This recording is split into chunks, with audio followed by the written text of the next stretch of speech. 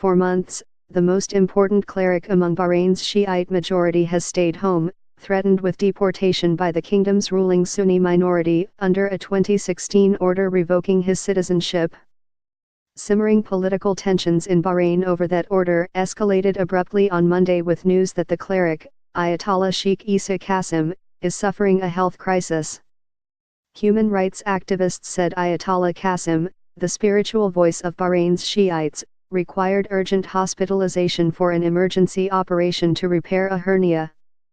It was unclear, however, if that will be permitted. His supporters say the deportation order has effectively kept the cleric under house arrest.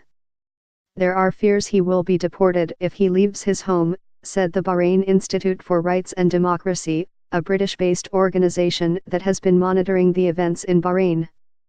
In a statement, the organization said Ayatollah Qasim, who is in his 70s and has other health problems, including high blood pressure and diabetes, was in continuous pain and excreting blood.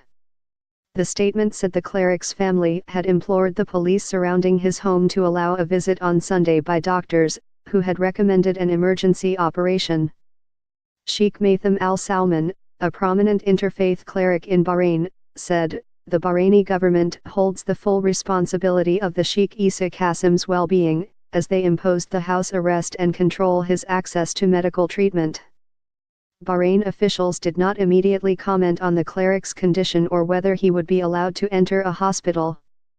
Messages left with the Bahrain embassy in Washington and its United Nations mission in New York were not returned. Ayatollah Qasim's worsening condition could incite unrest in Bahrain, an oil-rich kingdom that is closely aligned with Saudi Arabia and the United States and is home to the United States Navy's Fifth Fleet. The fleet patrols the Persian Gulf and is a military counterweight to Iran, the region's Shiite power.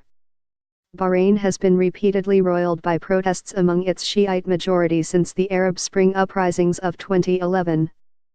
Bahrain's police and security agencies, which have a reputation for using disproportionate force, have often crushed the protests violently. Ayatollah Qasim has been an outspoken critic of the government's tactics. He was punished in June 2016 by the Interior Ministry, which accused him of encouraging divisiveness and revoked his citizenship.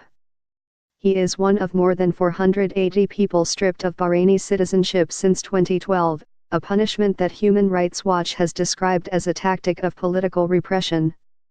The cleric's village, Duraz, has been under what human rights activists have called a continuous police blockade since the Interior Ministry's order against him.